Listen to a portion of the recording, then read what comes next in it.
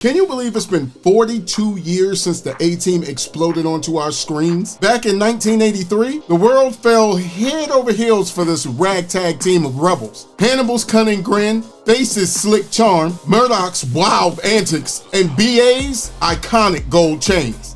Who didn't cheer as they outsmarted the enemy and welded souped-up tanks in their garage? Well, guess what? Not all of the action was on screen.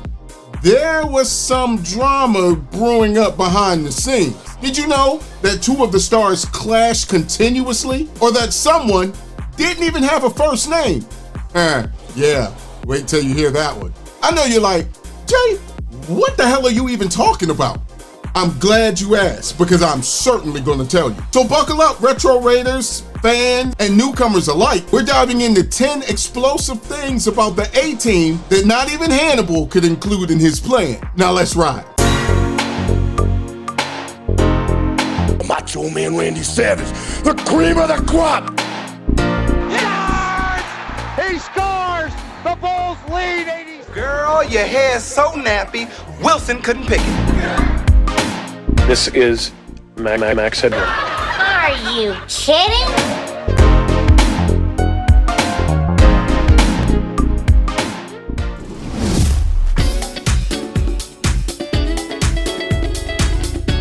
Now, do you remember how wild some of those episodes actually got? Explosions, gunfire, chaos everywhere. Bad guys being flung out of windows, cars flipping into fireballs, and yet no one ever actually died. It was kind of like a shockingly wholesome action ballet. Goons would pop up out of exploding cars like toast, sprinting away unharmed. But then the Sound of Thunder episode happened. General Fulbright's fate, that eerie off-screen boom, nobody.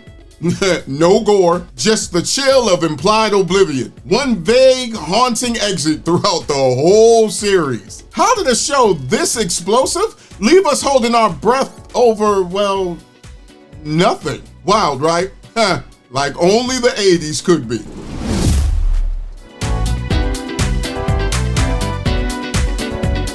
You know, behind the tough guy personas and the legendary A-Team roles that they had, George Peppard and Mr. T carried something a little deeper. Real scars and stripes from serving their country. These two could not have been any more different, clashing on set like fire and ice. Yet beneath it all, they shared a bond forged in service. Peppard wasn't just acting as leadership, he'd earned it. At 18, he joined the Marines, grinding his way all the way up to corporal. And Mr. T? Well, those gold chains laid over a warrior's heart. Kicked out of college, he didn't quit. He just pivoted and went to the Army, guarding bases as a military police sergeant. Those hard edges he had, they weren't just for show. Funny how off-screen they butted heads. But when the cameras rolled, they clicked. Maybe because deep down, they both knew what it meant to wear a uniform, to fight for something bigger. Their rivalry? Well, it almost kind of feels like a brotherhood in hindsight. Respect, even when it's messy. That's the veterans' code, and I certainly thank them for their service.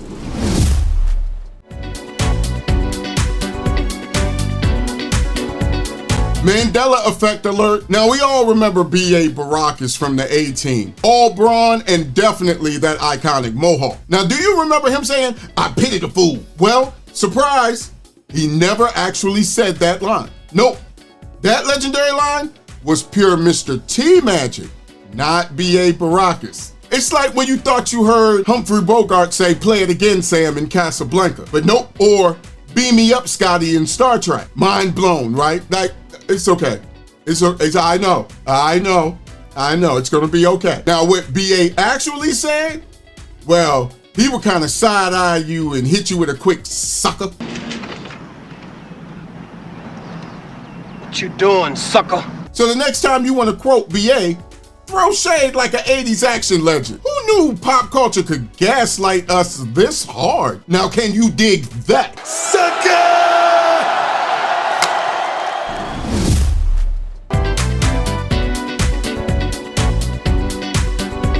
Now, we all know we cannot speak about the A-Team without talking about the coolest van ever made on Earth. Because this wasn't just a van. This van was a legend and a cast member of its own. So let me tell you about Liam and Jerome Brett, two brothers whose blood, sweat, and endless passion brought a forgotten 1982 G-Series cargo van roaring back to life. They didn't just restore it, they resurrected it. Now imagine combing the world for retro parts, hauling this rusty relic from Vermont to the UK, and pouring years into recreating a flawless replica that honors every scratch and story of the very original. This van, it's not just metal and bolts, it's a love letter to nostalgia, grit, and superfans. And guess what? You can witness their masterpiece for yourself. The link is in the description. Click the link. Go on. Not yet. Not till you're done here, but after that, click the link. Go on and prepare to be amazed.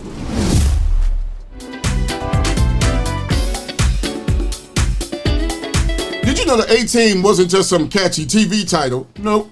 It was ripped from real military playbooks. Now picture a combat scenario. Boots on the ground, adrenaline surging. It's the alpha team that charges in first. The tip of the spear in a forward assault. These are the ones that breach the unknown, risking everything while everybody else stands back and holds their breath. So on the show, the A-Team wasn't just a label, it was a nod to the elite, the special forces units that move through the shadows, outnumbered, but never outdone. So think about it. Every time you heard the word the A-Team, it wasn't just a name. It was a badge of brotherhood, courage, and that raw, unstoppable fire to fight harder when the odds seemed to turn grim.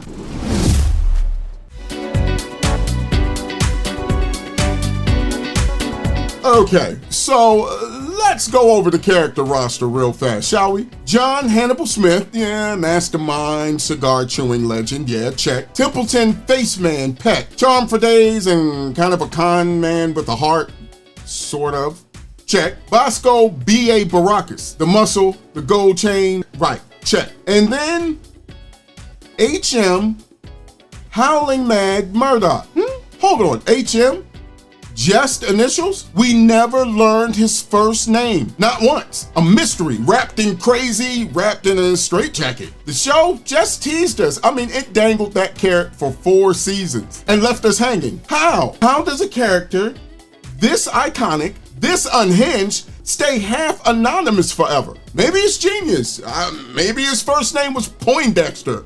I don't know. Or maybe it's just burned into our brains as the ultimate unsolved TV riddle. What do you think it stood for? Honorary maniac? Hippopotamus Maxwell? Hippopotamus Maxwell? I'm sorry, mama. I don't know where I come up with this. The world may never know. And honestly, I'm still not over it. Maybe it's Horace Monroe.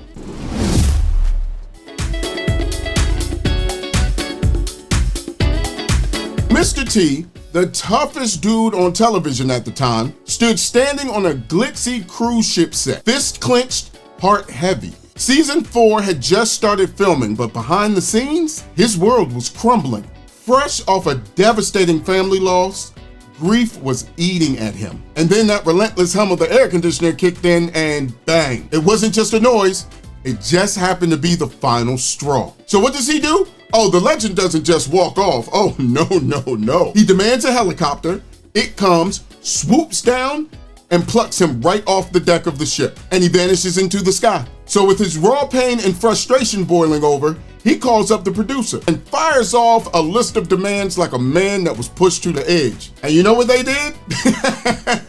Do you know what they did? They fired him. Just like that. Sometimes even the biggest giants need to stumble before they rise. Tempers cooled, hearts softened. They talked it out. They buried the drama, and once again, cameras rolled. Mr. T came back. Scars, gold chains, and all. Because even heroes have breaking points, right? And when people are in pain, I believe we all deserve just a little bit of extra grace.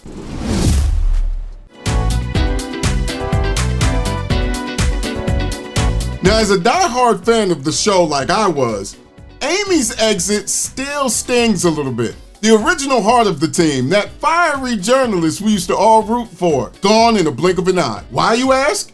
Well, like most things, offset, things turned a little bit ugly. We'll never fully get the real full story, but whispers linger. Melinda Cooley, the actress behind Amy, well, she clashed with Pepper from day one. And it wasn't just him. She swore the tension festered poisoning the set until everyone was against her. She claims the whole cast, everyone banned to push her out. How does this even happen? How does a family on screen turn into wolves off of it? Maybe we'll never know, and maybe it didn't go down like she said. Or maybe it did. But it's hard not to feel for her, if not just slightly. Isolated, forced to walk away from a role that could have been iconic. It's a reminder that even our favorite shows sometimes hide shadows that's darker even than the stories they tell.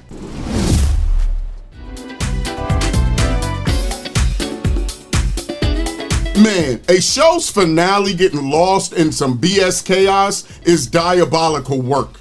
So, here's the situation. Fans are eagerly awaiting to say farewell to their beloved series, only for NBC to fumble the ending entirely. The Grey Team episode was supposed to be the emotional series finale, but somehow it aired as the second to last episode instead of the last episode. Why? Because the network forgot about the actual finale called Without Reservations, leaving it to gather dust until March of 1987, tucked quietly between reruns of all things. And to add to this stupidity, in Reservations, Murdoch rocks a shirt that says almost fini, a wink and a promise to the fans, right? Clever. But in the Grey Team episode, the shirt he has on says fini, French for end. It's like the show itself was screaming, hey, we're done here, but NBC fumbled the script. How cruel is that for fans? A poetic farewell, a well thought out ending reduced to a scheduling blunder. The finale actually never got its full moment.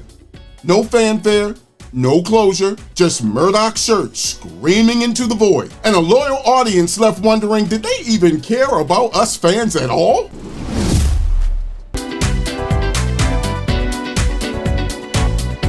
Hey, Post-Edit Jay here, cause sometimes you forget a whole daggone section to your video and you gotta edit it back in. I'm only human. So you have George Pepper, Hollywood's golden boy fresh off of doing Breakfast at Tiffany's, rubbing shoulders with Mr. T, a brash newcomer with a mohawk and enough gold chains to sink a pirate ship. On screen, they were brothers in arms. Off screen?